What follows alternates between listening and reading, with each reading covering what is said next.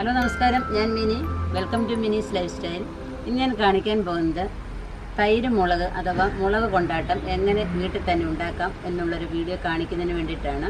അപ്പോൾ നമുക്ക് എങ്ങനെയാണ് ഈ മുളക് കൊണ്ടാട്ടം ഉണ്ടാക്കുന്നത് എന്ന് നോക്കാം. അതിന് മുമ്പായിട്ട് നിങ്ങളിതുവരെയും എൻ്റെ ചാനൽ സബ്സ്ക്രൈബ് ചെയ്തില്ല എന്നുണ്ടെങ്കിൽ സബ്സ്ക്രൈബ് ചെയ്യാൻ മറക്കരുത്. അപ്പം നമുക്ക് മുളക് കൊണ്ടാട്ടം തയ്യാറാക്കുന്നത് എങ്ങനെയാണെന്ന് നോക്കാം. ഞാൻ തന്നെ നട്ടു വളർത്തിയ മുളകിൽ നിന്നുള്ള മുളകാണ് ഞാൻ മുളക് കൊണ്ടാട്ടം ഉണ്ടാക്കാൻ പോകുന്നത്. അപ്പം ഞാൻ കാശ്മീരി മുളകും വറ്റൽ മുളകിൻ്റെയൊക്കെ അരിയായിരുന്നു കുഴിച്ചിട്ടത്. പക്ഷേ എനിക്ക് മുളക് കിളിച്ചു വന്നത് ഒരു ഗുണ്ടുമുളക് ടൈപ്പാണ്. അപ്പോൾ എനിക്ക് തോന്നി ഇത് തൈര് മുളക് ഉണ്ടാക്കാൻ നല്ലതായിരിക്കുമല്ലോ എന്ന് കരുതിയിട്ട് എങ്കിൽ കുറച്ച് തൈര് മുളക് ഉണ്ടാക്കാമെന്ന് വിചാരിച്ചു. എന്നാൽ അത് എങ്ങനെയാണ് ഉണ്ടാക്കുന്നതെന്ന് നോക്കാം.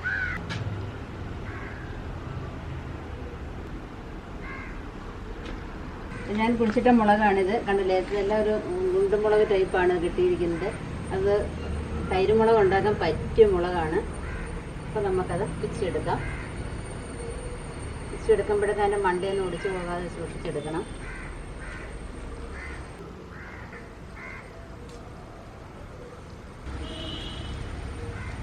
സാധാരണ നമ്മൾ കടയിൽ നിന്നല്ലേ തൈര് മുളകൊക്കെ വാങ്ങിക്കുന്നത്.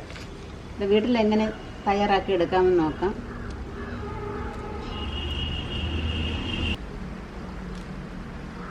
കൈ കൊണ്ട് അടർത്തിയെടുക്കാൻ ബുദ്ധിമുട്ടുള്ളവർ കത്രിക വെച്ച് അടർത്തിയെടുത്താൽ മതി. ഇത്രയും മുളക് കിട്ടിയിട്ടുണ്ട്, അത് നമുക്കിനി തയ്യാറാക്കാം. അപ്പം നമ്മുടെ സ്വന്തം വീട്ടിലെ സ്വന്തം മുളക് വെച്ചിട്ട് നമുക്ക് മുളക് കൊണ്ടാട്ടം എങ്ങനെയാണ് ഉണ്ടാക്കുന്നത് നോക്കാം. അപ്പം മുളക് പറിച്ചുകൊണ്ട് വെച്ചിട്ടുണ്ട്. ഒരു 200 ഗ്രാം മുളകുണ്ടിത്. അപ്പം മുളകിനെ കഴുകി നല്ലതുപോലെ ഒരു തുണിക്കകത്ത് വെച്ച് ഉണക്കി വെച്ചിരിക്കുകയാണ് ഇത്. അതിന് ഓരോ മുളകും എടുത്തിട്ട് നമുക്കതിനെ ചെറുതായിട്ടൊന്ന് മുറിച്ച് കൊടുക്കാം. ചെറുതായിട്ടൊന്ന് പൊന്തിയിരുന്നാൽ മതി. കണ്ടില്ലേ, ഇത്രയൊന്ന് കാണിച്ചിരുന്നാൽ മതി. അങ്ങ് വരെ പോവണ്ട, ഇത്രയും കാണിച്ചാൽ മതി. എല്ലാം അതേപോലെ ചെയ്ത് വെക്കാം. തൈരും ഉപ്പും അതിനകത്തോട്ട് പിടിക്കാൻ വേണ്ടിയിട്ടാണ്.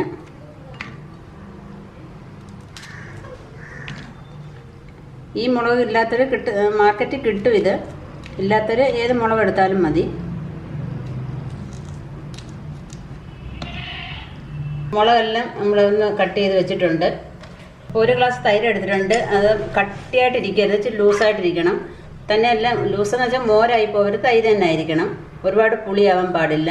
അതുപോലെ പാട പിടിച്ചൊക്കെ ആണെന്നുണ്ടെങ്കിൽ അതൊന്ന് മിക്സിയിൽ ഒന്ന് വിപ്പ് ചെയ്തിട്ട് വേണം ഒഴിക്കാനായിട്ട്. പാടയൊക്കെ മാറ്റിയിട്ട് ആ തൈര് മാത്രം എടുത്താൽ മതി. നമുക്ക് ഇതിലോട്ട് ഒഴിക്കാം. അതേലോട്ട് 3 സ്പൂൺ ഉപ്പും കൂടി ഇട്ട് കൊടുക്കാം.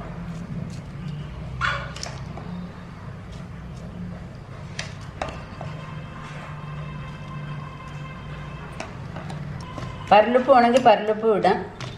ഇതിന് 2 ദിവസം നമ്മൾ അടച്ചു വെച്ചേക്കണം. എന്നിട്ട് 3ൻ്റെ അന്ന് എടുത്ത് വെയിലത്തിടണം. ഈ തൈര് തന്നെ ഇത് കിടക്കണം.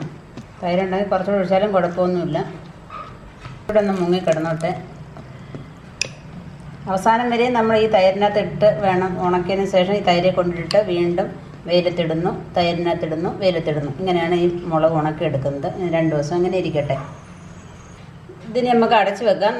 ഇപ്പോൾ രാത്രിയായത്, നാളെ രാവിലെ എടുത്തിട്ട് ഒന്ന് ഇളക്കി വെക്കണം. 2 ദിവസം ഇങ്ങനെ തൈരിനകത്ത് കിടക്കട്ടെ. അപ്പം 2 ദിവസം തൈരിനകത്ത് കിടന്ന മുളക് എന്തായെന്ന് നോക്കാം.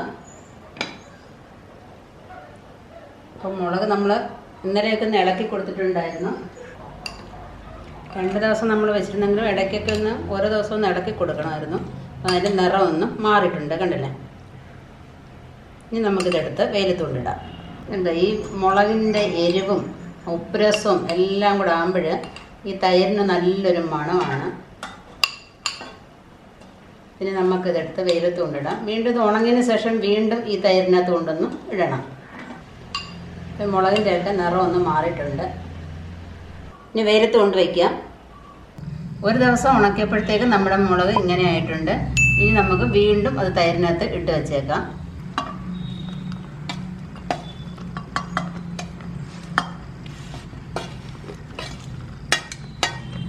മുളക് ഉണങ്ങുന്നത് വരെ ഇത് തുടർന്നുകൊണ്ടേയിരിക്കുക.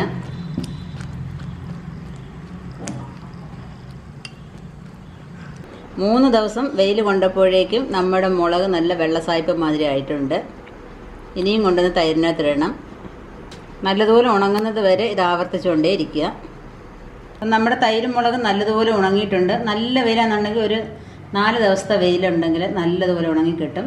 നമ്മൾ ഓരോ ദിവസവും ഉണക്കിയതിന് ശേഷം ആ തൈരിനകത്ത് കൊണ്ടിട്ട് ആ തൈര് പറ്റുന്നത് വരെ നമ്മൾ ഉണക്കിയതാണിത്. അപ്പോൾ ഇനി നമുക്കിത് വറുത്തെടുക്കാം. എണ്ണയിലോട്ട് ഈ മുളക് ഇട്ട് കൊടുക്കാം. തീ കുറച്ച് പെയ്യ് ഇത് വറുത്തെടുക്കണം.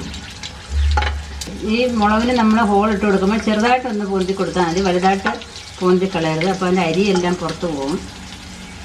ഞാൻ ചെറുതായിട്ട് ഇട്ടാണ്, പക്ഷേ ഉണങ്ങിയൊക്കെ വന്നപ്പോൾ ഇച്ചിരി ദണ്ട് വലുതായിട്ടിരിക്കുന്നുണ്ടല്ലോ.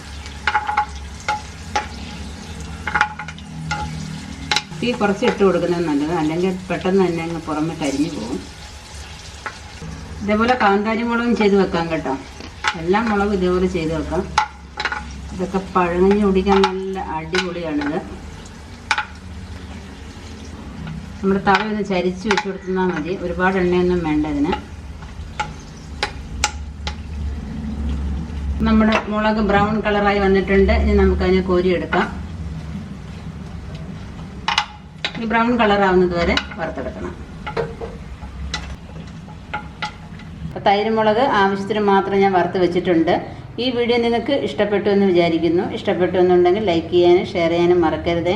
ഇതുവരെയും സബ്സ്ക്രൈബ് ചെയ്യാത്തവരൊന്ന് സബ്സ്ക്രൈബ് ചെയ്യുക. അപ്പോൾ തൊട്ടടുത്തുള്ള ബെല്ലൈക്കണും കൂടെ ഒന്ന് ക്ലിക്ക് ചെയ്തേക്കുക.